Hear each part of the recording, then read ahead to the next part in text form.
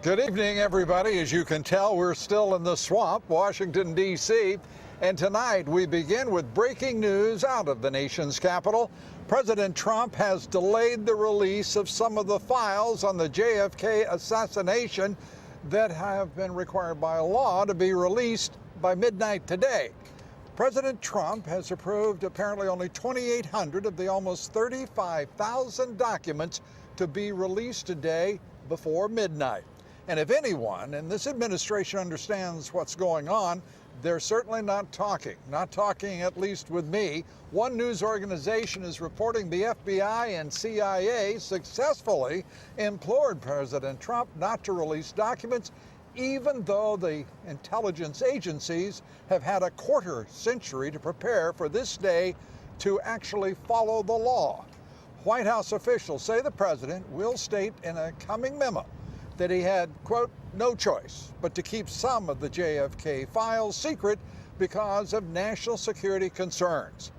The deep state and the intelligence community effectively holding a veto over the public's right to know and the volition of our president, as they have for the past 54 years when it comes to these documents. Julian Assange offered a disturbing analysis behind the decision to delay the release. He says intelligence agencies seem to be determined to make Trump look weak by delaying JFK files after he promised their release today. This has to end, and it has to end now, in my opinion. Also in the news tonight, sources telling Fox News that President Trump himself ordered the Justice Department to lift that gag order, a non-disclosure agreement that had blocked an FBI informant from disclosing to Congress all that he knows about Obama-Clinton collusion with the Russians during the Uranium One deal. And the House of Representatives today passed a budget. Let me repeat, they passed a budget, a $4 trillion budget that sets the foundation for what will be most likely the passage of tax reform legislation, history in the making. And the man at the center of what President Trump calls the largest tax cut in American history is the chairman of the powerful Ways and Means Committee, Congressman Kevin Brady, who joins us right here tonight. Also with us tonight, the president's man on all things commerce, business, finance, and trade, the Secretary of the Department of Commerce, Wilbur Ross.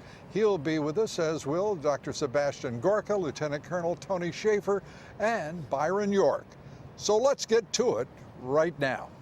Joining us on our top story, one step closer to the president's historic tax plan, the House narrowly passing the Senate's $4 trillion budget resolution by a whopping 2-vote margin, allowing them, however, to fast-track tax cuts. House Ways and Means Committee Chairman Kevin Brady announced after that vote that the text of the tax bill will be released on November 1st.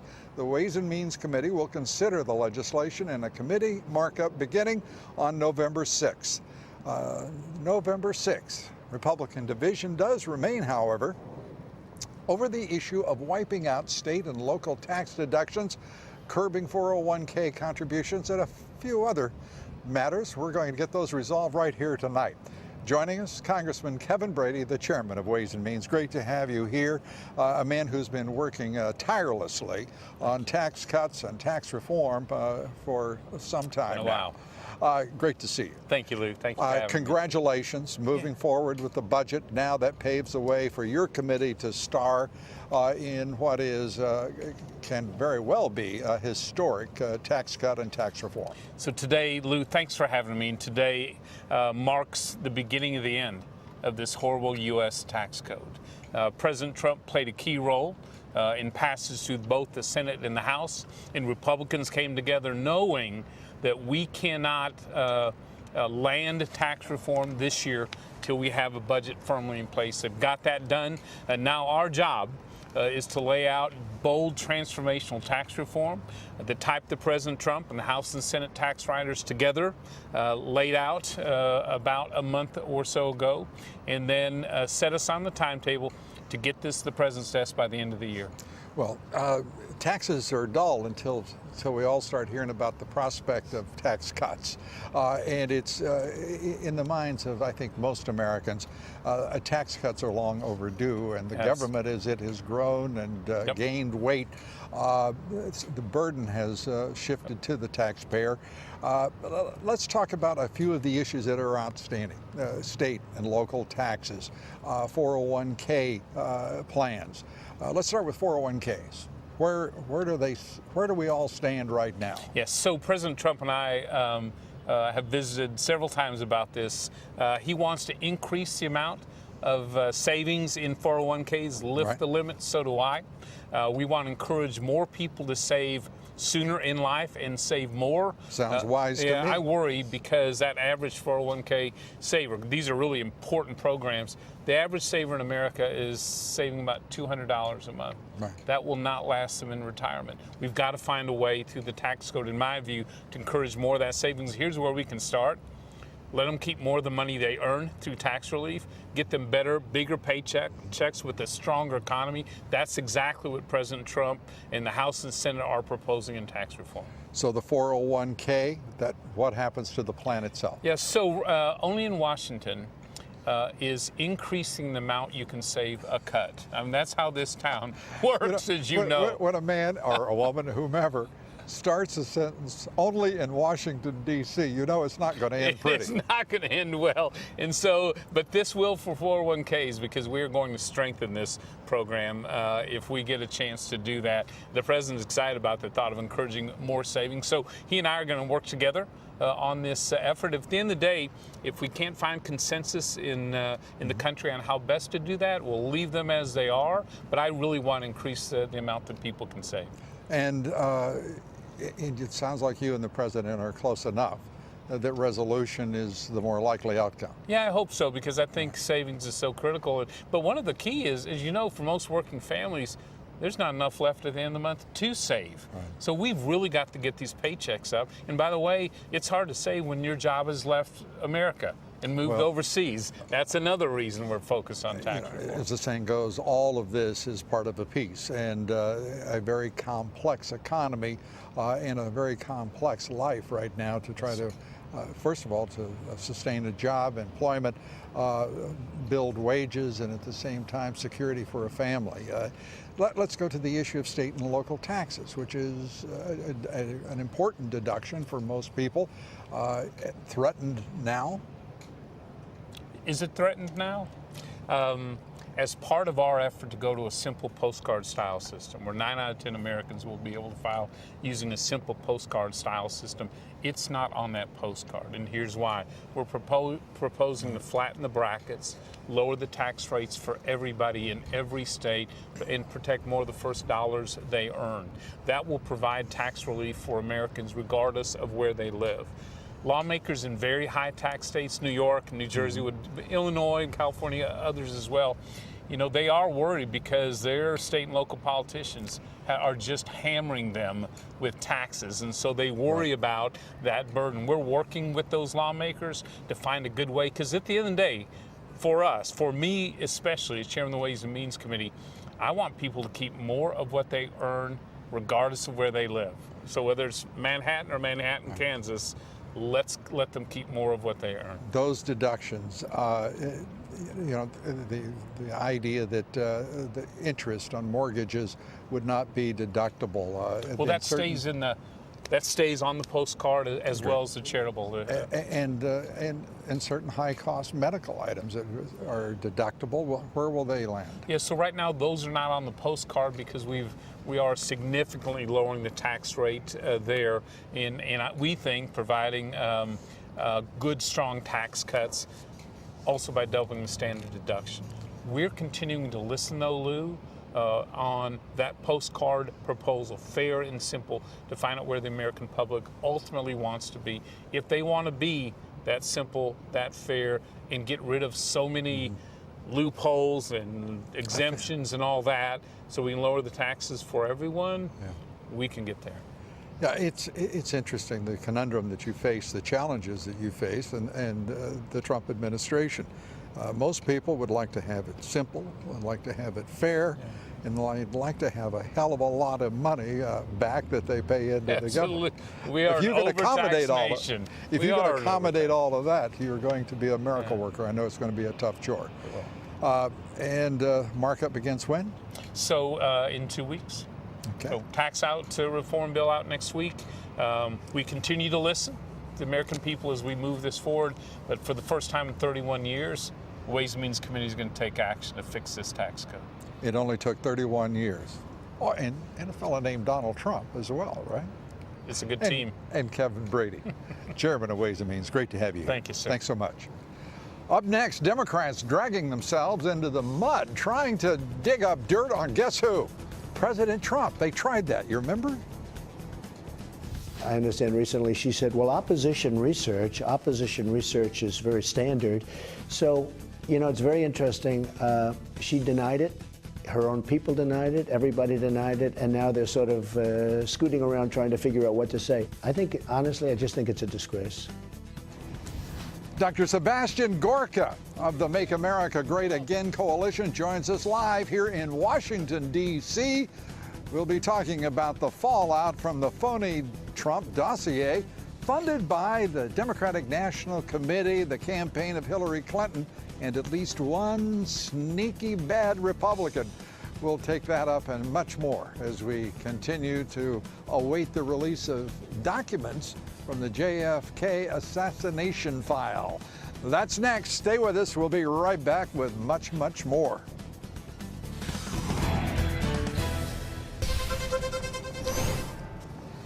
We're back. Welcome. We're coming to you from, as you can see, the nation's capital, where Attorney General Jeff Sessions is beginning to clean up the IRS and Department of Justice corruption.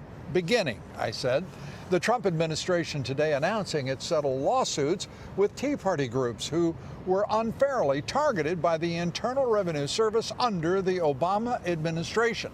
Those settlements involving millions of dollars and, of course, payments to the plaintiffs and an apology from the IRS. How often does that happen? Senate Judiciary Committee Chairman Chuck Grassley today praising that decision to lift the gag order on the FBI informant who allegedly has information on Russian efforts to bribe the Clintons during the Uranium One deal. A source telling Fox News that President Trump gave the order himself to lift that non-disclosure gag order. That has finally happened because there's somebody that has some, we think, some very good information about what went on in regard to bribery, money laundering, things of that nature in regard to Uranium One.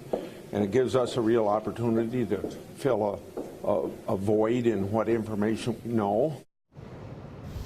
Joining us tonight, former strategist, deputy assistant to President Trump, now the chief strategist for the Make America Great Again Coalition, Dr. Sebastian Gorka. Great to have you here. Thanks for having me, Lou. It is quite a day in Washington, D.C. Right. Let's start with the obvious, and that is the delay of these documents, which the president told us that we were going to have today. The law says we must have by midnight today. Tonight, but which we will not have. Instead, only about 2,500 of 35,000 overall documents, some of which have been under seal for 54 years. Right. First things first. Let's dispense with the fake news. I was reading the Daily Mail on the way here that said President Trump, new cover-up with JFK documents. This has nothing to do with President Trump. This is the FBI and the CIA requesting to be able to redact some of the documents. To hell with them. Well, yeah, I mean that seriously. Look, to hell with them. Because why should we, our president, any administration, put up with two agencies that over the course of what would be now 25 years since some of these documents were sealed, they've had 25 years to do the right thing, cover assets, change methods. There's only two reasons that you would do that redaction right now. The reasons are you protect active operations or you protect sources and methods. Neither of those can be true 50 years later. So what is it? Something embarrassing. And we have seen in the last 8 years the rank politicization of both the Bureau and the CIA under Brennan. So it really stinks to high heaven. You know, it's one thing if we're talking about John Brennan at the CIA, who is I mean, he will go down in history as a liar, as the man who ordered a failed operative. A failed operative. He's also Correct. the man who ordered surveillance by the CIA of the Senate Intelligence Committee and got away with it. Or we can talk about James Comey, who lied to Congress, the American people. And then leaked so that he could get a special prosecutor against the sitting president. But those two people are now gone. And in their place, we have Christopher Wray, who is the new head of the FBI, and Mike Pompeo, the head of CIA. Great guy. What in hell are they doing? Look, let's not narrow it down to two people. No, let's do. Let's talk about the seventh floor. Let's talk about the seventh floor. I don't want to. I want to talk about those two people appointed by President Trump, and putting him in what, as we have just quoted from Julian Assange, making him look weak because his administration, his leaders that he put in place aren't in control of their agencies. This is a test. This is a test of leadership. The president is a steam locomotive. He doesn't get stopped. I've met Mike Pompeo. I've had lunch with him in the White House. He is a true, loyal member of the cabinet. And I've got to say to you, because you're part of the Make America Great Again movement that Donald Trump started. You are one of those who are part of the architecture. How in heck do you rationalize these two men putting him in the position to the president to look so weak, and the CIA and the FBI to continue as runaway rogue agencies in actually internecine war with their president and ours? Let's wait till midnight, Lou. Let's wait till midnight. I got to tell you, I will be waiting till midnight, and I know millions of Americans who will be. But the fact is, Julian Assange at this point, right now, is the one who's right. The president has been made to look weak because those two agencies and those two leaders didn't deliver in meeting the law and meeting the orders of the President of the United States. Well, he's not a weak man. I know that. We have a few hours left, so let's see if his team understands that this is not a man to be trifled with. Well, you would agree they are trifling right now. The machine is, absolutely. The machine is. The swamp. The swamp. The deep We're sitting state. in it. We're sitting in it right now. Oh, my gosh. Let's turn to one other issue, and that is, of course, what we have seen reversed here. Suddenly, this is the Clinton collusion with the Russians. Suddenly, this is Uranium Gate. Uranium One. It is finally, after all that we have put in front of our committees, our Congress, our investigative agencies who still are not joining, that is the FBI, the CIA, in this investigation, at least it has begun. What do you make of it? Can I share with you what a congressman told me this afternoon? He will go unnamed, but he's a good man. And he called me up, and I congratulated the events of yesterday that finally this individual, this informant, is being ungagged so he can tell us what was going on in America with our uranium and the Russians and the corruption. He said they had to fight the GOP leadership because they blocked them every step of the way to uncover what was going on. Why? Because they didn't want to seem partisan. Yes, that's exactly. The GOP did not want to seem partisan. It's like Alice in Wonderland, Lou. It's crazy. It is still a swamp. Yes. The president is making wonderful inroads. As you say, there's nothing weak about the man, but there is a lot of work to do. As you turn 360 degrees here in Washington, D.C., you see nothing but swamp. Yes, it's a lot of work ahead. 8 years of work, and then 8 years of President Pence. As you wish, but I have a different request. I would take 16 years of the president and his vice president, but drain the damn swamp in the next year. How about that? Absolutely. Let's do it. Dr. Sebastian Gorka, great to see you. Thank you, Lou. As always. Thanks so much. You. On Wall Street today, we can tell you about stocks. They closed mixed, not very exciting. The Dow, though, up again, up 71 points. The S&P up 3. The Nasdaq down 7. Volume on the big board picking up a bit, 3.8 billion shares. Shares of Aetna surging nearly 12% after reports that CVS, the drugstore, is buying the health insurer in a deal valuing the company at more than $66 billion. Welcome to America, folks. It's getting wild. A reminder, listen to my reports 3 times a day, coast to coast on the Salem Radio Network. Coming up, the real Russian collusion. But I always said, and I had no idea how right I was because I didn't realize it would be to this extent. Right. But I always said this was an excuse for losing the election put out by the Democrats, and that's what it was. But then when you hear the kind of money they spent, and when you see all of the things about Podesta, and you see all of the relationships that they actually have with Russia, and you see in ours. Congressional investigators now have begun to zero in on Fusion GPS and the Uranium One deal. Now an FBI informant, because of the president's order, is free to speak out about dirty dealing by dirty Democrats. And President Trump tonight delaying the release of those JFK assassination files. We'll talk about what that means. Colonel Tony Shaffer joins us here next in Washington, D.C., the swamp. You can just feel it all around you. It's beautiful, though. We'll be right back.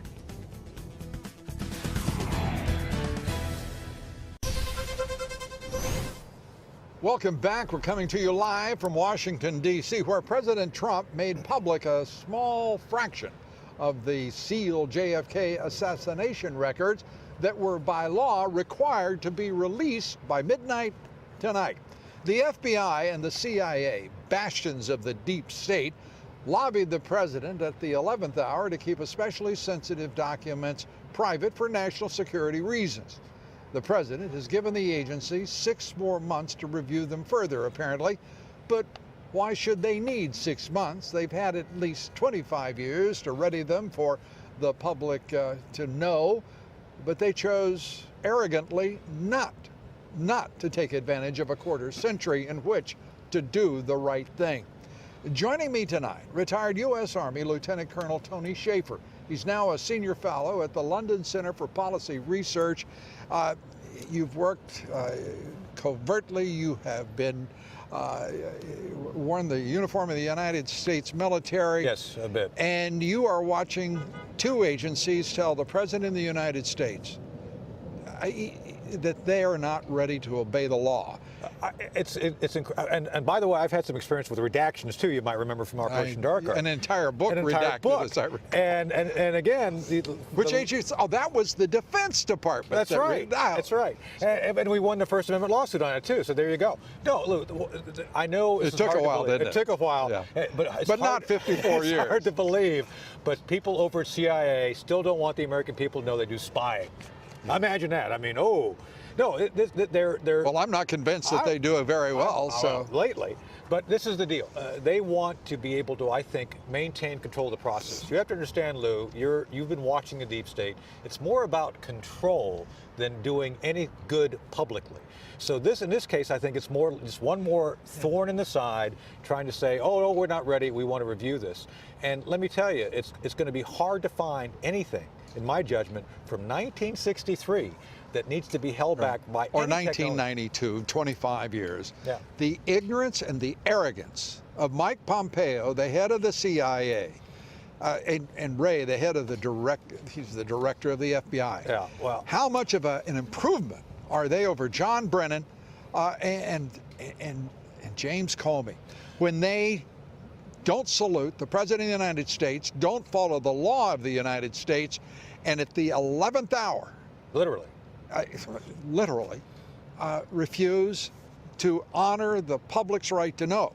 This is an American government run by the man I think is going to go down in history as one of our very greatest, if not the greatest presidents. And Julian Assange, for crying out loud, is the first political analyst to say, this looks like a conspiracy to embarrass the President of the United States. This is embarrassing for no reason. And this is where the President does have the power to fire people. And we've talked about this. And there's several issues at play here. And when you roll this around to... Who do you want him to fire? Well, I would fire anybody who does not, the first time... Follow an order? And you should always be given. You've worked a long time and you've hired and fired people. I always believe, Lou, in giving someone one warning. This is your one warning. See, I don't, because we're talking about the government of the United States. Two people who he appointed to their posts, Right. that is Wray and Pompeo, to lead two of the storied agencies of this nation's history. Right. And they don't deliver for him. They're arrogant, they're cowards, and they ought to be replaced. Because this, if they cannot handle the deep state that is enmeshed in their agencies, then we have the wrong people there. A number of leaders. Am I wrong? You're right. And a number of leaders I've worked with in the past have established links to people like me to maintain some link of sanity. Because the first thing, Lou, when you get into one of these things, they come and they try to recruit you. They try to make you part of it. They try to make you feel the power of the agency. And sometimes power corrupts. Absolute power corrupts absolutely. I think these guys tend to forget who they work for. And this is what they need to be reminded. They work for the American people, who they refuse to honor their right to know. Right.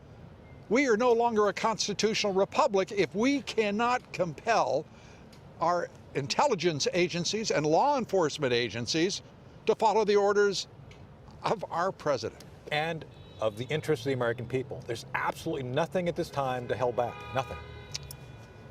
Tony Shaffer, as always, good to have you with us. Thank you, sir. Good having me. Up next, more provocations by North Korea.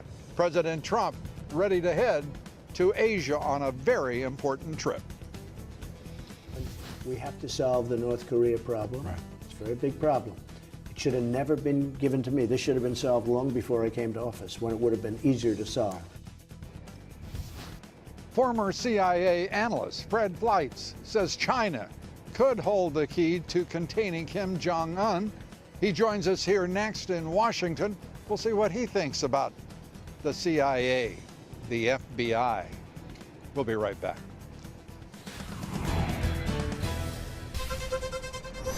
The Trump administration turning up the heat on North Korea. The Treasury Department placing new sanctions against the North Korean government and military for human rights abuses. Also, the USS Nimitz is now in the Western Pacific, joining the Roosevelt and the Reagan, 3 carriers now on station. It is the first time in a decade that the Navy has had 3 aircraft carriers in the region. Joining me now, Fred Fleitz, former CIA analyst, Chief of Staff to Ambassador John Bolton, now a Senior Vice President at the Center for Security Policy, and it is great to have you here, Fred. Welcome to the swamp, Lou. Oh, thank you very much. I have the pleasure of saying it's merely a visit. Let me turn to one of the reasons why it's easy for me to say that. This is the swamp at work tonight, making a liar out of the President of the United States, refusing the heads of the CIA and the FBI to follow the law, to follow the orders of the President of the United States, elected by the people of this country. Why in hell should the American people put up with the insult, the affront, and simply the capricious arrogance of two heads of agencies whose agents and service members deserve a hell of a lot better? Lou, I can't conceive of legitimate reasons not to release all these JFK files. I hear it could be the names of sources, the names of investigators, sources and methods. I imagine these people are long dead. But I got to tell you, I trust Mike Pompeo. I imagine there's a good reason if he recommended to the president that this not be released. And if there is good reason, it better be made clear to Congress tomorrow. I don't want to put you in this position because you're defending a man you like. I know him well. I can't imagine he would recommend this if he didn't think there was a good reason. Well, I'm going to suggest to you a better reason. It's called a constitution. It's called a government that is a constitutional republic. And I think people in this town, and I'm speaking broadly because I believe broadly this is an issue here. I think they've forgotten who they work for, the American people. Our right to know is being denied even when the President of the United States orders the government to deliver. That is a big damn deal, Fred. And in this town, it means almost apparently nothing. Well, there better be a damn good reason. And I can't imagine what it is. And as I said, if Mr. Pompeo has such a reason, he better be on the Hill tomorrow to explain what it is. Yeah, I don't know if the hill is enough, frankly. I think they better just do what the hell the president says. There is a time to salute, and I would guess this is that time. Just as the men and women on those carriers in the Western Pacific will be saluting. How can you ask any American to trust this government with the conduct of those two agencies today? I am very concerned about the way the CIA has behaved, especially in the last year during the campaign. There's a lot of swamp draining to go on out there. It hasn't taken place yet. I'm very concerned about that. I've spoken to Mr. Pompeo about it. I mean, I think that there was one... Well, does he give a damn? I think he gives a damn. I think he's actually doing things to fix the place. I'd like to see much more be done. Maybe they should fire the first 3 floors of the building. I mean, there's... How many floors are in the building? 7 floors. I think 7 would be a good start. Fred, let's talk about North Korea very quickly if we can. It appears that this president is preparing us for the prospect of military conflict and intervention against North Korea. Your read on how dire the situation is and how likely is military intervention? Well, first of all, the president is following up his tough words with a measured military response by sending 2 additional aircraft carriers, by putting our B-52s on 24-hour notice. This doesn't mean we're going to attack, but he's making it clear to North Korea, testing hydrogen bombs is unacceptable, firing missiles over Japan is unacceptable, and I am going to back up my words with force if necessary. And if this president gives an order to the United States military, do you think it'll be followed? Yes, I do. Then why in the world are our intelligence agencies at war with this president and not following his orders? I think there's a lot of work to be done to reform our intelligence agencies. We don't have time. We've got B-52s on 24-hour ready notice. We have intelligence agencies that say we'll see you in 6 months. To the President of the United States. Well, I think that, no, I agree with you. There's a real conflict there, but I think our military is going to follow the orders of the President. Most of our intelligence agencies, the vast majority of our intelligence people are loyal. They do what they serve the President, they serve this country, but I agree there is a problem with a small minority that have been not acting in the national interest. And 2 of them run 2 very important agencies, the FBI and the CIA, in my opinion. Fred, thanks very much. Fred Flights. Good to see you as always. Up next, President Trump's border wall prototypes officially unveiled. We'll have that. We're going to take a look at the wall, and we're going to get it built, and it's going to be quite the wall. It's going to be very effective. Mr. Trump's focus on border security next. Byron York joins me live tonight from Washington, D.C. We'll be back right after the break. It'll be a very quick break. Stay with us.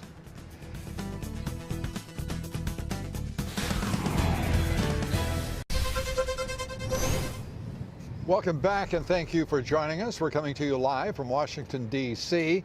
We're getting closer and closer to seeing that border wall along our southern border. Earlier today, 8 border wall prototypes were unveiled, the 30-foot tall, 30-foot wide prototypes, now undergoing a series of tests. That's happening over the next 30 to 60 days. And joining me tonight, chief political correspondent with the Washington Examiner, Fox business contributor, Byron York. Byron, great to have you here. Thanks for having me, Lou. Aren't those beautiful prototypes? They look darned effective. They too, do. Don't they? You know, when you see some of the things that are along the border, which is just rickety pieces of metal that people can easily jump over, a few strands of barbed wire, or what are called vehicle fences, which are just bollocks placed here and there, and you can just walk through them. I mean, a large part of the border is like that. So if the president is able to get the money to do it, because remember there was Paul Ryan and Mitch McConnell. They're going to do the right thing. They're pals. They're I buds. knew you had faith in them. That's good.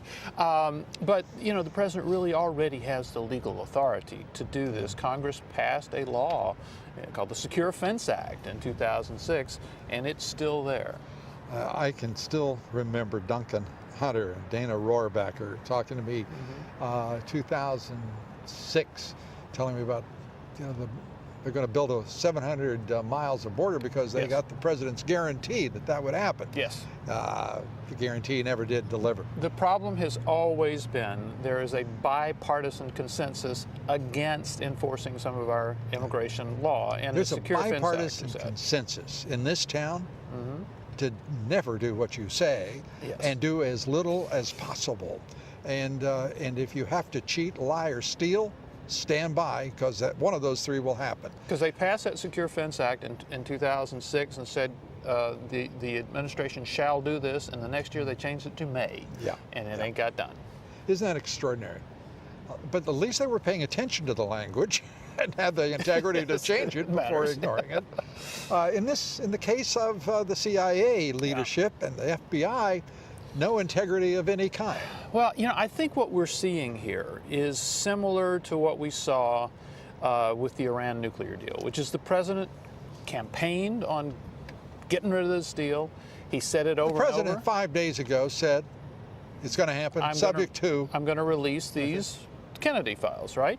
And now he's going to leave some of them. He's going to release some of them now and leave some of them for 180 days. Time. So I've got to ask you this. Yeah. Why should anyone have any faith in the CIA and the FBI, who are ignoring the will of the people as expressed by the votes and the passage of law by Congress and the Senate and the orders of the President of the United States? And why is there any reason not to be alarmed at the state of what is an intelligence community apparently at war with the duly elected President of the United States? I think people should be alarmed. Congress passed a law 25 years ago that said on this day these would be released. I think it's hard to imagine any argument that 54 years after the assassination they cannot be released. And as Fred Flint said, we've still got a few hours. There's time. There's Fred time. is an optimist. Great to see you. Thanks so you, much Lou. as always. Good to be here. Up next, President Trump issuing a warning to our NAFTA trade partners. Mexico and Canada have such a great deal. It's so good that it's very hard for them to get used to the fact that it can't be that way anymore. The administration's top official on all things trade and business, Commerce Secretary Wilbur Ross, joins us here next. We're live from our nation's capital.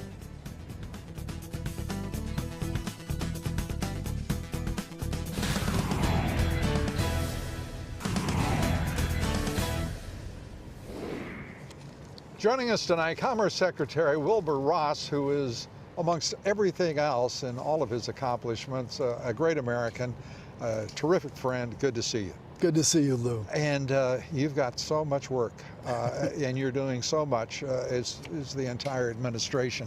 Let's talk with the president's upcoming trip to Asia, how important that is to the agenda, to creating balanced trade and to building important partnerships. Well, I think it's important on both scores. A lot of people in Asia had the mistaken impression that when we pulled out of TPP, we were pulling out of the region. Nothing could be further from the truth. And if this trip doesn't say that eloquently, I don't know what could. And in China, President Xi Jinping now, he is firmly ensconced in China's leadership for some time to come. He's the man. Is he going to be helpful in your judgment? Is his new, stronger position and role, is it helpful, or is it a negative for the prospects for a better relationship? My guess is it's a positive, given that he has a very good personal relationship with President Trump. That, I think, is going to be the determining factor. There are already very good signs that he's being more helpful with North Korea. They did vote for the last two sanctions. Far as we can tell, they're enforcing them much more stringently than they were before. So those are very good signs.